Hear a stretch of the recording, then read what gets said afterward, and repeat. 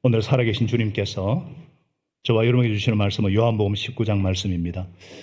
수요일부터는 성탄의 복음이 선포가 되고요. 정말 감사하게도 십자가의 말씀, 가장 중요한 십자가로 저희들을 이끌어 주시는 주님께 감사하고요. 자, 19장 1절부터 16절까지 제가 봉독하고 5절 6절을 같이 읽겠습니다. 5절 6절을 같이 읽고 제가 16절까지 읽겠습니다. 그때에 빌라도는 예수를 데려다가 채찍으로 쳤다. 병전들은 가시나무로 왕관을 엮어서 예수님의 머리에 씌우고 자색 옷을 입힌 뒤에 예수님 앞으로 나와서 유대인의 왕 만시하고 소리치고 손바닥으로 얼굴을 때렸다. 그때 빌라도가 다시 바깥으로 나와서 유대 사람들에게 말하였다. 보시오, 내가 그 사람을 당신들 앞에 데려오겠소. 나는 그에게서 아무 죄도 찾지 못했소. 나는 당신들이 그것을 알아주기를 바라오. 자, 같이 읽겠습니다.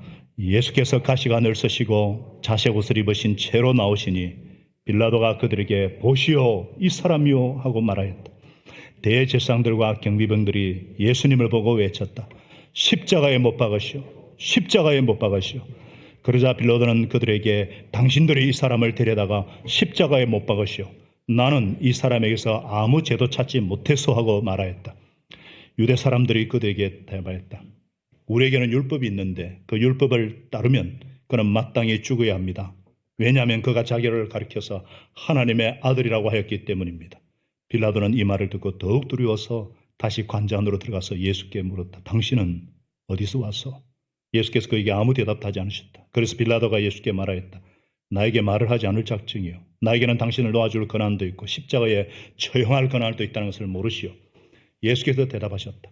위에서 주지 않으셨더라면 당신에게는 나를 어찌할 아무런 권한도 없을 것이오. 그러므로 나를 당신에게 넘겨준 사람의 죄는 더 크다 할 것이요. 이 말을 듣고서 빌라도는 예수님을 놓아주려고 더욱 힘을 썼다. 그러나 유대 사람들은 이 사람을 놓아주면 총독님은 황제 폐하가 아닙니다. 충신이 아닙니다. 자기를 가리켜서 왕이라고 하는 사람은 누구나 황제 폐하를 반역하는 자입니다 하고 외쳤다.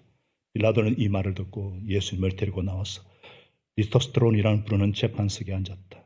리토스트론은 히브리 말로 가바다인데 돌을 박은 자리라는 뜻이다. 그날은 유월절 준비일이고 때는 낮 12시쯤이었다. 빌라도가 유대 사람들에게 말했다. 보시오, 당신들의 왕이요. 그들이 외쳤다. 없애버리시오, 없애버리시오. 그를 십자가에 못 박으시오. 빌라도가 그들에게 말했다. 당신들의 왕을 십자가에 못 박으란 말이요. 대제사장들이 대답했다. 우리에게는 황제 폐하밖에는 왕이 없습니다. 이리하여 빌라도는 예수님을 십자가에 처형하라고 그들에게 넘겨주었다. 그들은 예수님을 넘겨받았다. 아멘. 정말 악한 세상이죠. 이런 악한 세상에서 우리가 승리하려면 어떻게 해야 되는가? 악한 세상에서 승리하려면 오늘 이것이 제목이지만 부제는 이 사람을 보라, 그분을 보라입니다. 아시는 분은 아시겠지만 매주 토요일마다 우리 장로님들, 당회원들과 매주 토요일 새벽마다 영적인 교제를 갖습니다. 목사님과 장로님, 우리 교회의 당회가 진리로 사랑으로 하나 되어야 되기 때문에 아주 바쁘신 분들이 매주 토요일 새벽 6시 반에 모여서 교제하고 성도들과 교회를 위해 기도를 합니다. 이렇게 교제를 나누는데 한 장로님이 목사님, 호구의 삶 공부도 개설해 주시면 좋겠습니다 그러더라고요. 예? 호구의 삶이라니. 호구, 여러분 호구 아시죠? 내가 뭐 개호구인 줄 아나? 이런 우리 경상도 사투리도 있잖아요. 호구란 말은 입에 풀칠하다 이런 뜻이에요. 겨우 끼니도 때우기 힘든 그런 낮은 일, 이것이 이제 변해가지고 어리숙하고 아주 이용하기에 좋은 사람, 아주 호구. 왜 그러십니까 하니까 이분이 제가 어떤 환자를 치료를 했는데요. 백내장 치료를 했는데 뇌출혈이 일어났다고 막 저를 고소를 한다고 합니다. 여러분, 백내장과 뇌출혈은 의학적으로 아무 상관이 없습니다. 이미 의학적으로 손해배상 판결도 났고 그거 전혀 없거든요. 그런데 객관적인 자료와 데이터도 도저히 연관이 없는데도 이 사람은 자기 생각, 자기 주장을 굽히지 않고 이거 배상 안 해주면 민형사상 소송도 제기하고 1인 시위도 하고 막 그렇게 괴롭히는 거예요. 이 장로님이 내가 장로인데 세상 법정에 갈 수가 있겠나? 그러면서 덕이 되지 않을 것 같다면서 제가 호구가 되기로 했습니다. 호구가 그래서 호구의 삶을 개설하면 좋겠습니다. 그거예요. 그렇게 고소를 하고 그렇게 괴롭히는 사람이 누구냐? 한 교회에 23년 동안 직분자, 중직자연으로서 봉사를 하고 있답니다. 그것도 상습범이래요. 조사를 해보니까. 이렇게 악할 수가 있습니까? 교회에 다닌다면서. 교회에 더 악한 사람이 있을 수 있어요? 하나님을 섬긴다는 모임에 더 악한 사람이 있을 수 있어요? 그래서 장로님이 호구의 삶을 개선하면 좋겠다. 그러면서 마물에 찌꺼기로 살기로 그냥 제가 선택을 했습니다. 그러더라고요. 그 결과는 나중에 한번 살펴보겠습니다만은, 여러분, 우리가 살아간다는 것은 선택한다는 것을 의미합니다. 우리는 살아가면서 끊임없이 선택을 되풀이합니다. 그래서 어떤 사람은 이렇게 인생은 B와 D 사이에 C다 그러죠. B, birth, 출생, D, death, 죽음 사이에 C, choice. 항상 선택의 연속, 선택 속에서 우리의 인생이 만들어져 가고 있습니다. 오늘도 예배 드리러 오기 전에 여러분도 선택을 하셨죠. 인간이 할 수 있는 가장 영적인 일이 선택하는 거예요. 오늘 예배 제껴 온라인으로 그냥 드리고 말아? 늦잠 좀 자고 그냥. 이런 거는 가벼운 선택이에요. 인생의 삶의 질을 선택하는 좀 중요한 선택들이 있죠. 어떤 대학에 들어가고 무슨 과를 전공하며 어떤 직업을 얻을 것인가, 어떤 배우자를 만날 것인가. 이제 다음 주 토요일에 결혼식도 있고 내년도 계속 결혼식이 있을 것인데, 여러분, 이거는 인생의 보람과 의미를 결정하는 아주 중요한 선택들이에요. 그런데 이 모든 것보다 훨씬 더 중요한 선택이 있다는 것을 아십니까? 우리 인생에 있어서 우리 일생뿐만 아니라 영혼을 좌우할 수 있는 선택. 오늘 본문에는 이런 영원한 선택의 기로에서 그릇된 선택을 했던 자들이 등장을 합니다. 우리가 본문을 읽어봤지만 예수님을 잡아 죽이기 위해서 수단 방법을 가리지 않는 이 대제사장들과 장로들, 악합니다. 무죄인 것을 알면서도 자기 자리를 보존하기 위해서 유죄 판결을 내린 빌라도 악합니다. 자기들 보기에는 죄가 없는데 이 군중 심리에 사로잡혀서 예수를 매달아라, 못 박아라 외치는 군중들, 악합니다. 얼마 있으면 처형받을 죄인에게 잠시 재미를 위해서 조롱하고 학대하는 이 군인들, 악합니다. 정말 악한 세상들이에요. 이들은 기독교 역사를 통해서 크리스찬들 입술에서 영원히 비극적으로 입에 오르내리는 인물들이에요. 죄가 전혀 없으신 하나님의 아들을 십자가에 못 박도록 넘겨준 악한 자들입니다. 인류의 조상 아담과 하와가 선악과 나무 아래서 죄를 범한 이래 인류가 범한 최고의 죄악이 있다면 하나님의 아들을 십자가에 못 박아 죽게 한 일입니다. 그런데 슬프고 안타까운 것은 이런 악한 사람들이 2000년 전에만 있었던 게 아니라 지금도 있다는 사실이에요. 이들의 모습에서 우리의 모습, 아니 내 모습이 적나라하게 보이는 것은 무슨 까닭일까?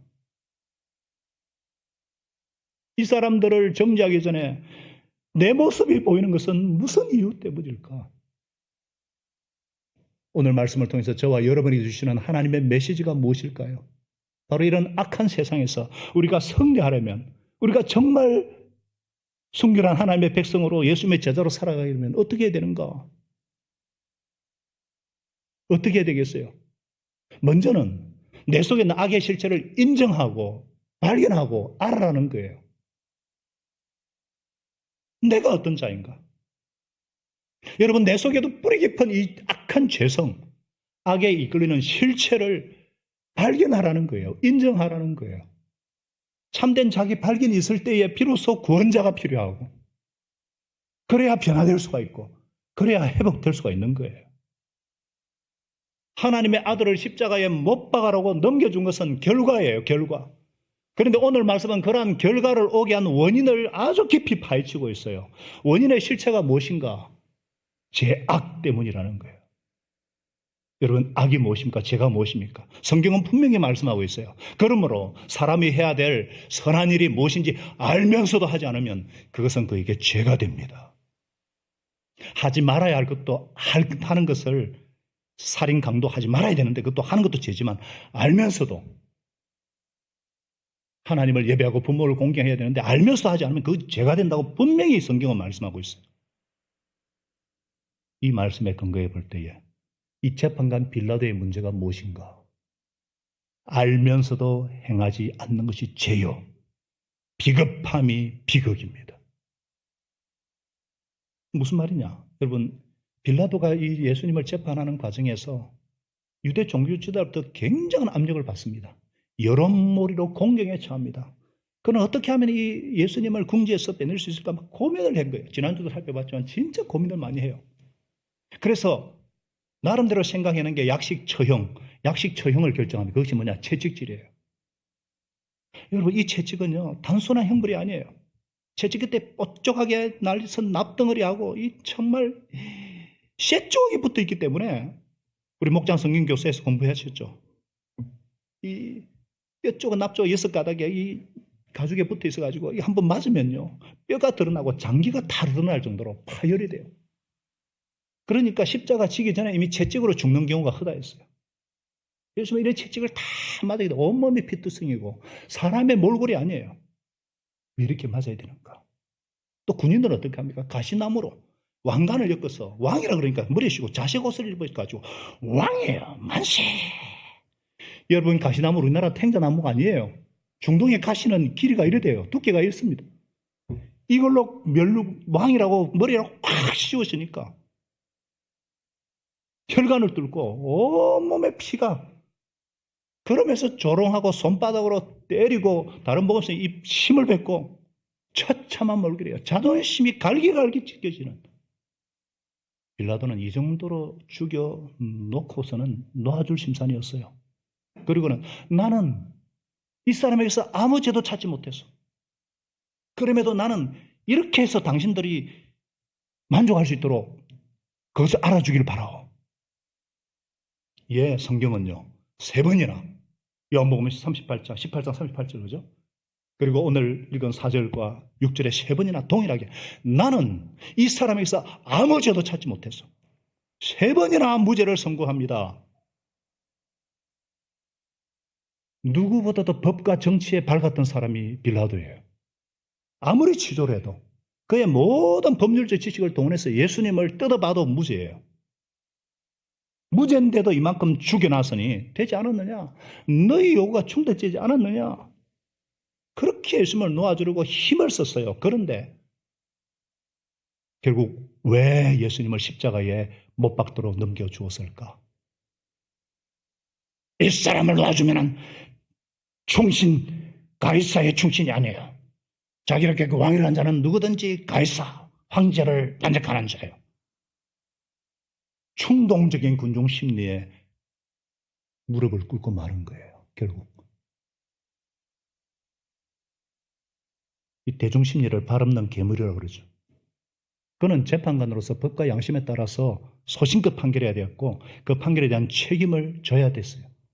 그런데 그가 더 염두에 둘 것은 진실이나 거짓이냐가 아니라 자기 자리였어요. 그래서 그는 진리신 예수님 한 분보다는 불의한 다수를 만족시키기 위해서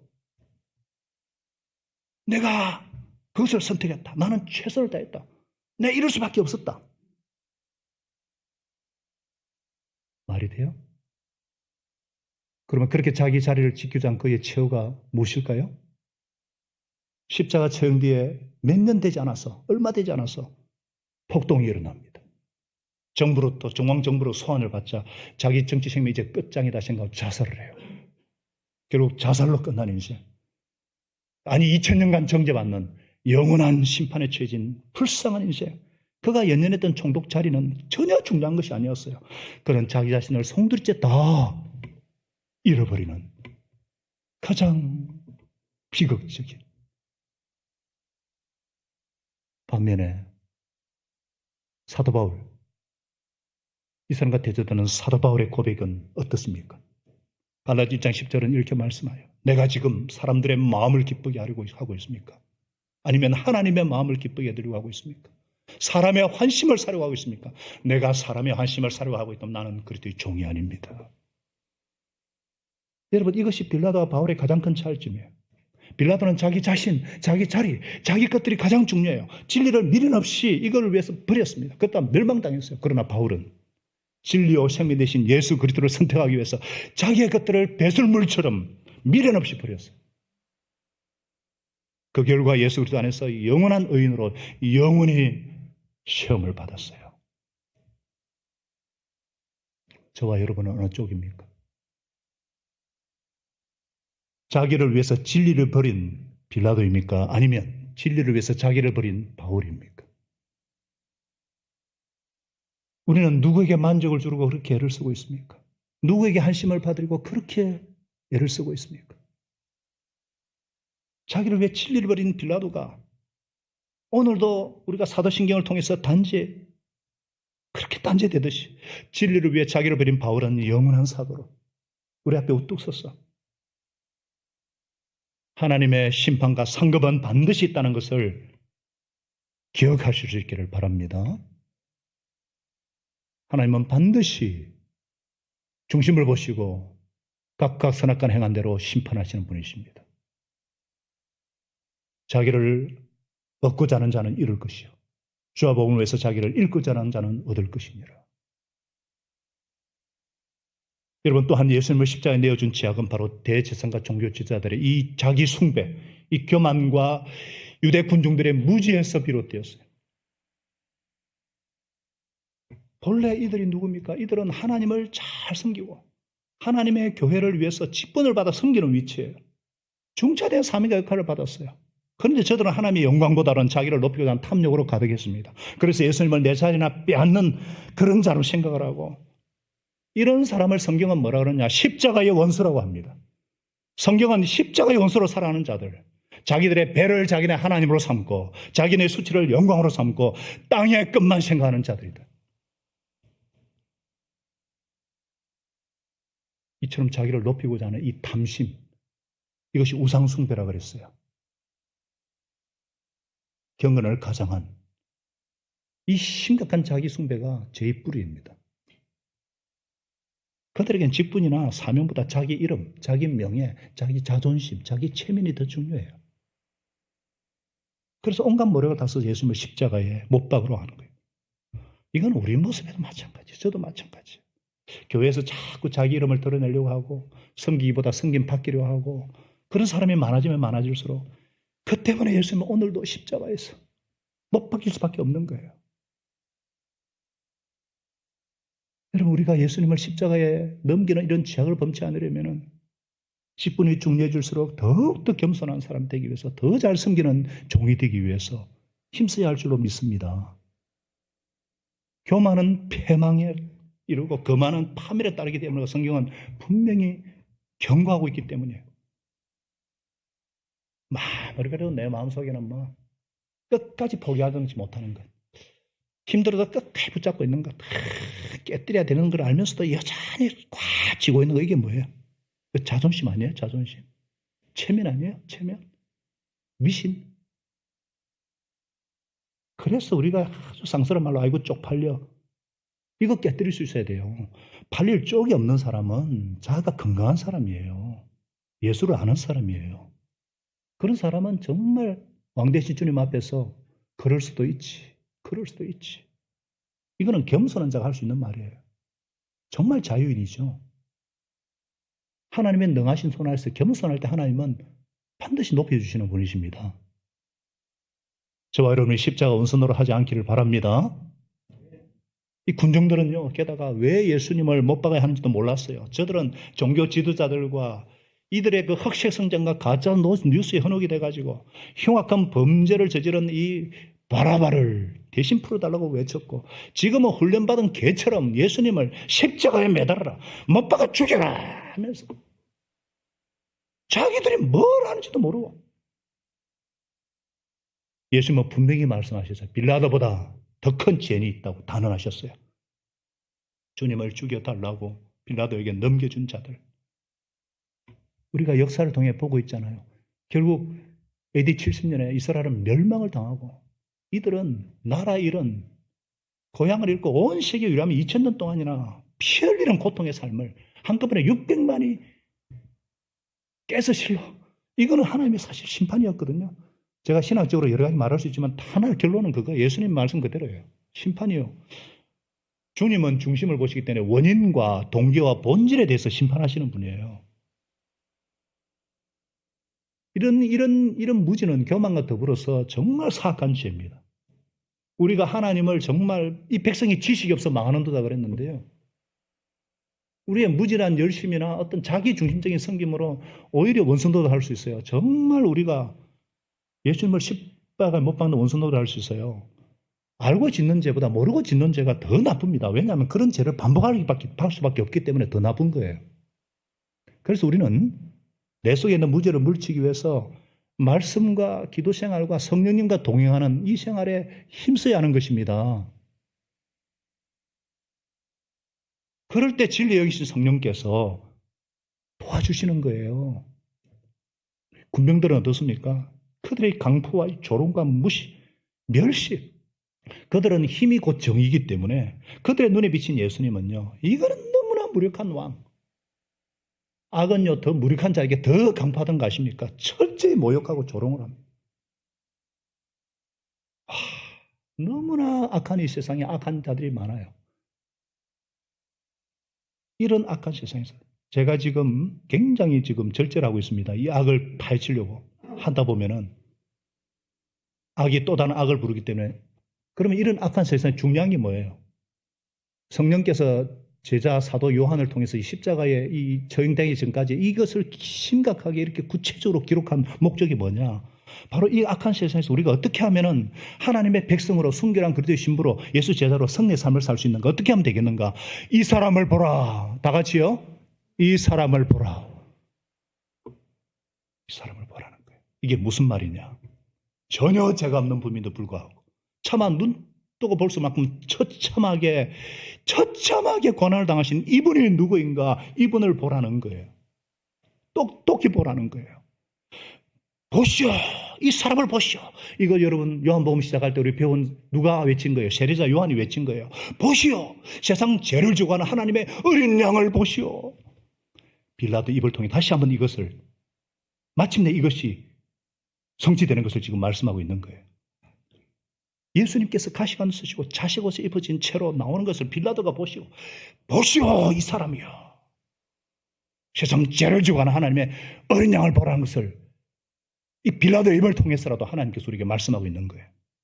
이 양이 누구예요? 이 어린 양이 누구예요? 십자가에 달리기 위해서 자기 백성들의 죄를 대신 지고 가는 유월절 어린 양.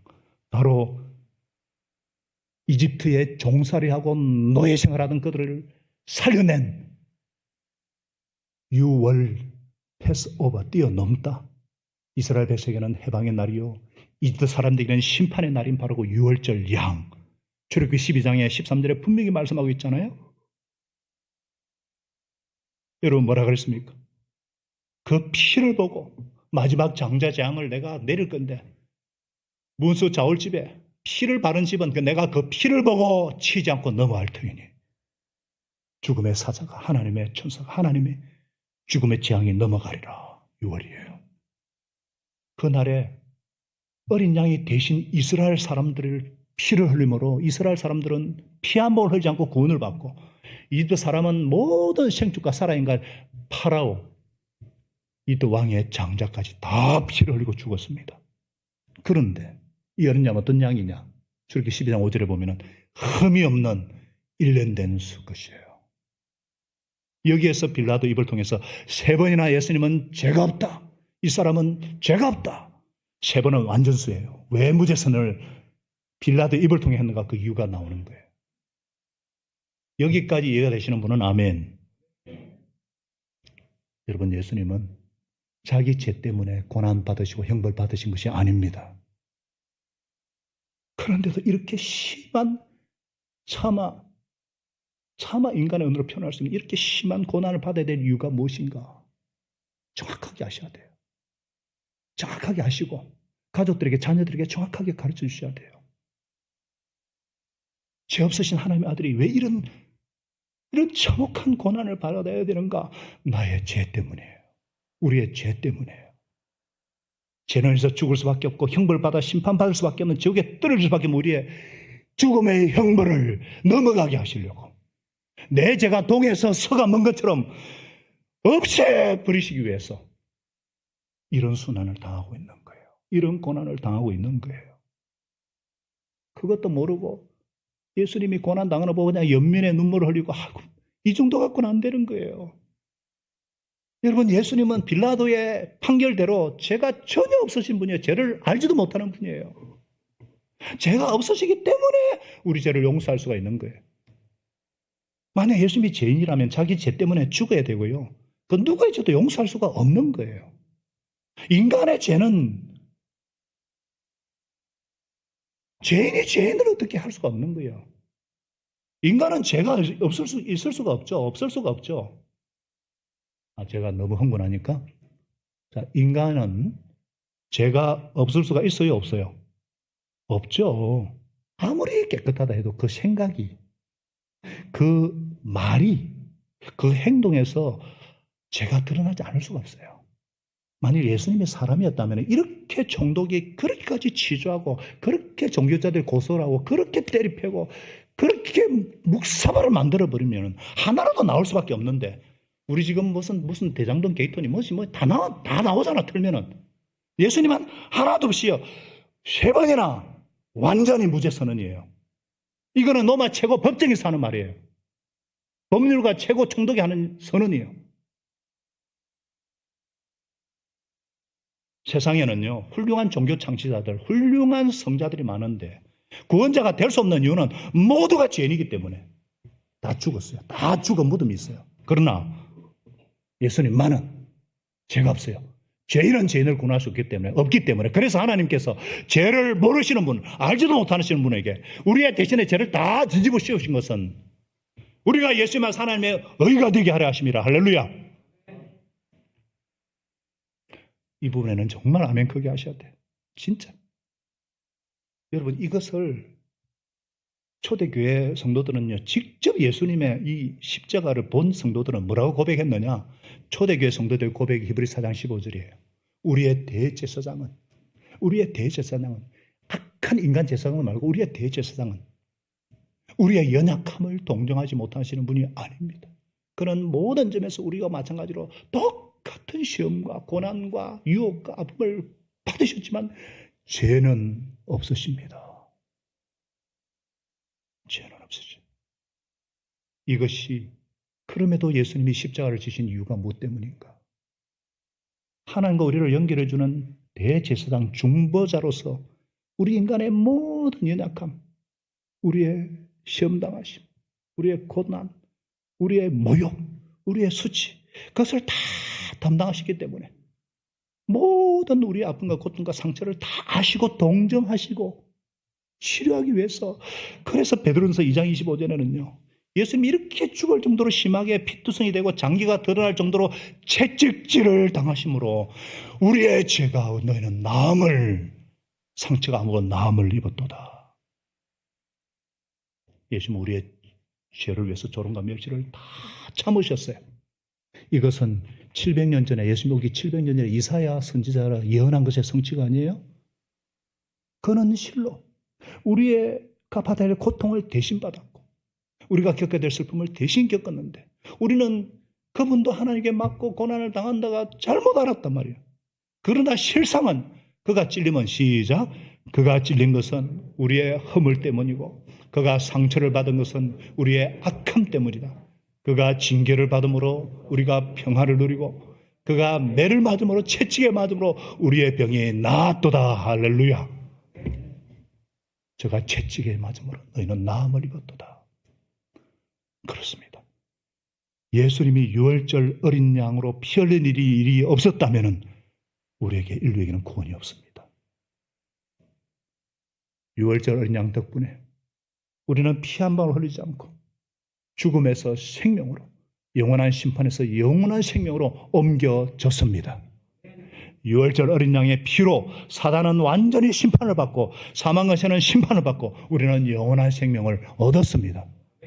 이것은 오직 흠도 없고 티도 없는 어린 양의 피와 같은 그리스도의 보배로운 피로 된 것입니다. 할렐루야. 보라, 이 사람이로다. 보라, 이 사람이로다. 이 사람을 보라. 가련하고 연약한 이 사람을 보라. 우리는 그에게 채찍질하고 가시면류관을 씌웠지만 사실은 우리 죄 때문에 채찍 맞으시고 가시면류관 쓰신 고난의 주를 보라. 내 모든 슬픔과 내 모든 운명과 내 모든 상처와 죄짐을 담당하기 위해서 모진 고난을 당하신 슬픔의 주를 보라. 여러분, 예수님이 보이십니까? 이 예수님이 안 보이십니까? 이 예수님을 바라보셔야 돼요. 성령께서 시공을 초월해서 그 현장으로, 십자가 현장으로 고난당하신 예수님을 저와 여러분에게 보게 하여, 밝히 보게 하시기를 간절히 소원합니다. 그 십자가 은혜가 밀려올 때까지 우리 시선을 고정해야 돼요. 여러분, 기도할 때 어떻게 기도하십니까? 기도할 때 무엇을 기도하십니까? 저는 날마다 무릎 꿇을 때마다 이 예수님을 보게 해달라고. 왜냐하면 이 예수님 때문에 아무 공로차기 없는 죄인이 하나님 앞에 나아갈 수 있기 때문에, 때를 따라 돕는 은혜를 얻기 위해서 담대하게 이 피를 힘입어서 은혜의 보좌 앞에 나아갈 수 있기 때문입니다. 우리가 이 자리에 예배 드릴 수 있는 이유가 바로 예수님 때문에. 이 사람을 바라보라. 우리가 이 고난의 주, 슬픔의 주님을 바라볼 때, 우리의 시선을 고정할 때 우리가 어떤 놀라운 일이 일어날까요? 이 십자가의 고난을 감당하신 예수님을 바라볼 때 어떤 은혜가 임하게 되는가? 예수 생명이 들어오게 되는 것입니다. 예수 정인의 삶을 살게 되는 것입니다. 자존심 상하고 호구로 여기는 세상에서 받는 상처와 슬픔도 만져주시는 예수님의 사랑을 경험하게 되는 것입니다. 예, 고난당하신 예수님에 대해서 우리 마음의 상처가 치유가 되고 우리 마음에는 평하게 임하게 되는 거예요. 사람에게는 누구나 죄로 인한 고통과 상처가 있어요. 어릴 때 지은 죄로 인한 상처가 있고요. 실패로 인한 상처가 있고요. 가난한 가정에서 자란 상처가 있고요. 심지어 나는 태어날 때부터 내 의지와 상관없이 모태신앙으로 태어나가지고, 나는 이세 선교사로 태어나가지고 이해받지 못하고 정죄받고 푸시받는 이런 상처, 여러 가지 상처가 있을 수 있어요. 이것을 잊기 위해서 게임에 몰두하고 술을 마시고 마약을 복용하고, 얼마나 요즘 마약을 복용하는 사람이 많은지, 이 쾌락과 중독에 빠져가지고 학대하는 사람이 많은지, 조금 고상한 사람은 운동에다가 그냥 음악에다 몰두하고요. 아무리 노력해도 그런데 제가 주는 이 고통과 이 상처와 번민을 해결할 수가 없어. 왜? 죄로 인한 마음의 상처와 영혼의 고통과 상처는요, 하나님과의 관계에서 파괴된 문제이기 때문에, 하나님과의 관계가 회복되지 않으면은 이 죄로 인한 상처를 치유할 수 없어요. 그래서 하나님이신 예수님께서 이 상처를 치유하기 위해서 상처받으시고, 우리가 이 죄로 인한 상처를 치유할 수 있는 유일한 약은 예수님의 보배로운 피밖에 없는 것입니다. 예수님의 피, 예수님의 십자가. 상처는 더 큰 상처만이 치유할 수가 있어요. 예수님의 떨어져 나간 살점이, 등에 깊이 패인 상처가, 다시 면류관 쓰신 그 당신의 쓰라린 고통이, 우리가 지난주에도 예수님의 살과 피를 상징하는 떡과 잔을 마시는데 그거란 말이에요. 그것이 내 모든 상처와 내 고통을 어루만져 주시고 낫게 하여 주시고 새살이 돋게 하는 거예요. 고난당하신 예수님에서 내 생명에, 내 속에 새로운 살이 돋아나는 거예요. 새살이 돋아나는 거예요. 이게 은혜의 살이에요. 여러분, 제가 서론에 그래서 법정에 갑시다 하면서 그렇게 괴롭히던 사람에게 처음부터 이거 요구하지 않고 계속 괴롭히다가 결국 뭘 원하시냐고. 돈이에요, 돈. 법정에 가면 성수할 수 있지만 억울하지만은 수천을 각서를 쓰면서 그걸 받아 챙기면서, 사실은 나도 성살,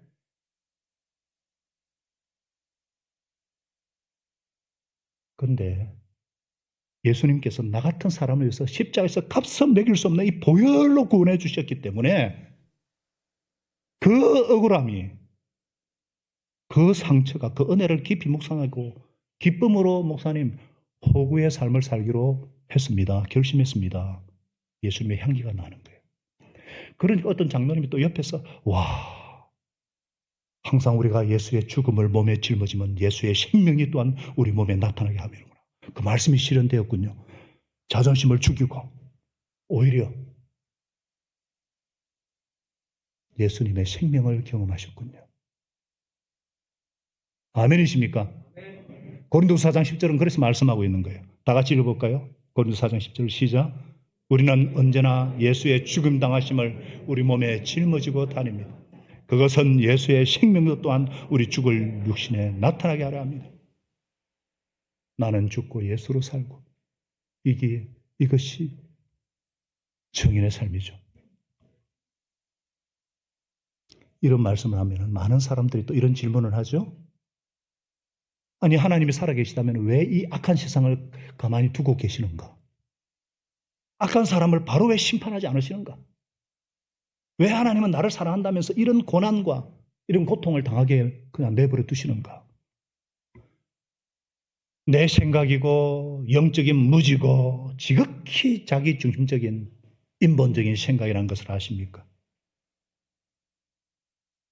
마치 왜 하나님이 타락할 걸 알면서도 선악과를 만들어 놓았느냐 뭐 이런. 그렇다면 이런 말씀은 뭐예요 그러면? 우리가 아직 죄인 되었을 때, 우리가 아직 연약할 때, 우리가 아직 원수 되었을 때 예수님께서 우리를 왜 죽으시심으로 하나님이 이런 우리를 향한 자기의 사랑을 실정하셨다는 말은 그럼 뭐냐 이거죠. 사랑하는 여러분, 우리가 하나님 위해서 더 선을 행하기도 전에 여전히 죄 가운데 있을 때 원수노릇 할 때에 우리에 대한 사랑을 우리 하나님은 확정하셨습니다. 자기 생명을 창세기 3장 15절부터 드리기로 작정하신 거예요. 그것을 지금 이루어지고 있는 거예요. 이것을 뭐라고 하나 신학적 용어로 선행적 은혜라 그러는 거예요. 하나님의 청량할 수 없는 은혜예요.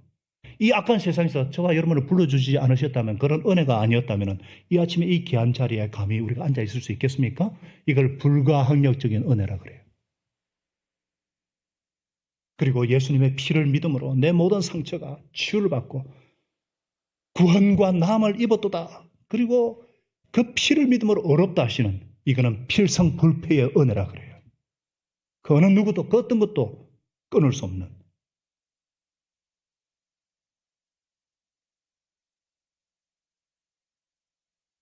할렐루야. 예수 생명이 내게 임했다는 것은 무슨 뜻이냐? 예수님의 고난과 죽음을 통해서 예수의 생명이 내 영혼을 휘감아 사로잡고 그 생명의 은혜의 물결이 되고 그것이 파도가 되어서, 사랑의 파도가 되어서 내 속에 출렁거리는 거예요. 그러면 이제 남은 것은 무엇인가? 이 지극히 큰 보배를, 이 보물을 질그릇 같은 나는 연약한 질그릇이 되는 건데, 고린도서 4장 7절에 말씀하죠. 이렇게 살 수 있는 비결이 뭐냐? 우리는 보물을, 이 질그릇, 이 연약한 죄성 간직하고 있습니다.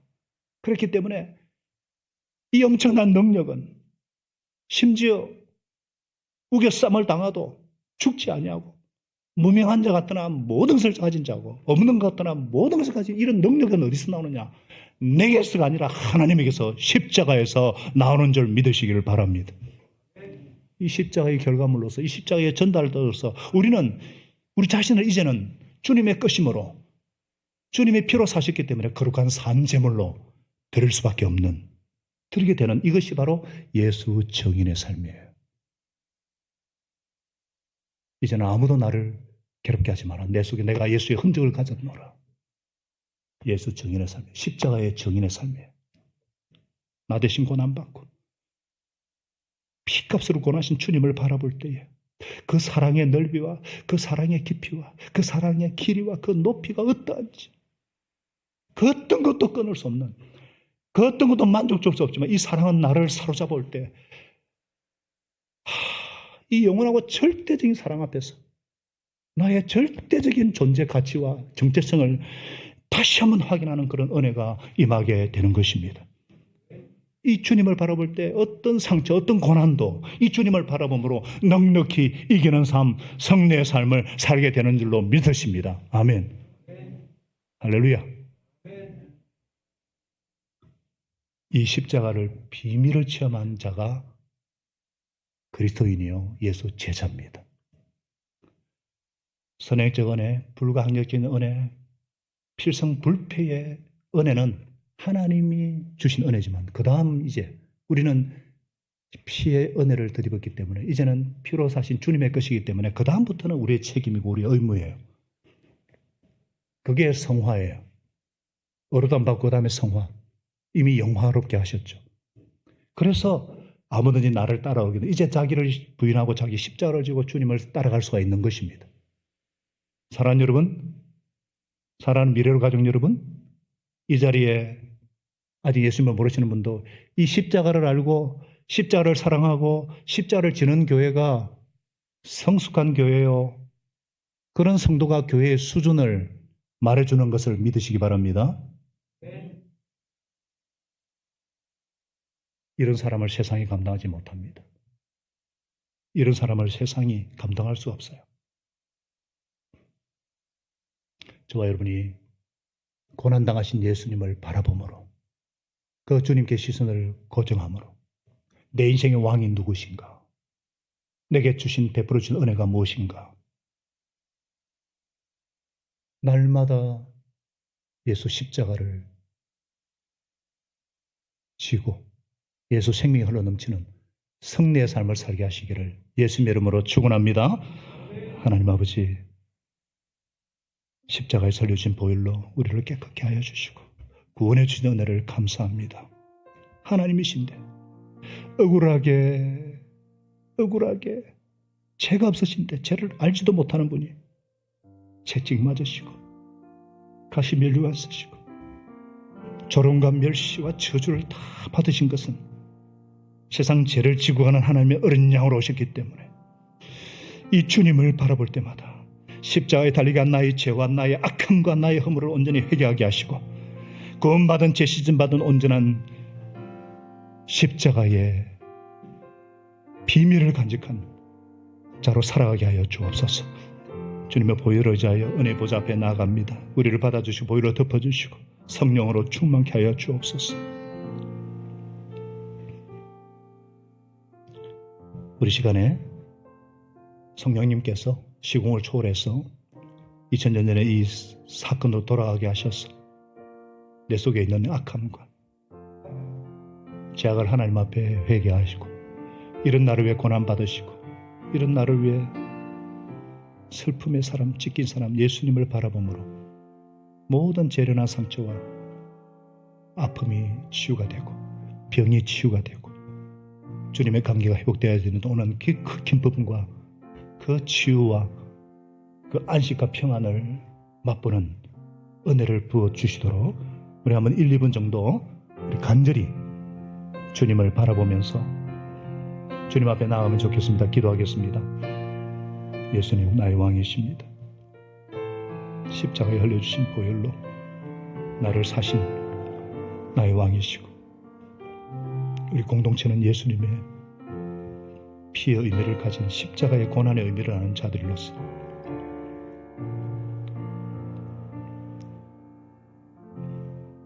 십자가 지신 주님을 찬양합니다. 아무 죄가 없으신데도 무죄하신 예수님이 전혀 흠도 없는 예수님이 나를 위해서 모진 고난 당하시고 십자가에 죽으시다니 내 죄를 해결하고 갚고 씻기 위해서 그렇게 해서 내가 용서받은 자로라 내가 값없이 주는 은혜의 선물이지만 얼마나 엄청난 대가를 지불하시는가 그 사랑의 깊이와 그 사랑의 넓이와 높이와 길이를 알게 하셔서 함부로 십자가를 대하지 않도록 정말 십자가의 결과물로서 십자가의 전달자로서 나의 정체성을 다시 한번 확인하고 주님 십자가 은수 노릇하지 않는 저가 될 수 있도록 주님이 도와주시고 인도하여 주시옵소서. 예수님 사랑합니다. 아름다우신 예수님, 아름다우신 주님이시여 나의 왕 되신 주님 내 마음과 정성을 주님께 올려드리오니 주님 받아주옵소서.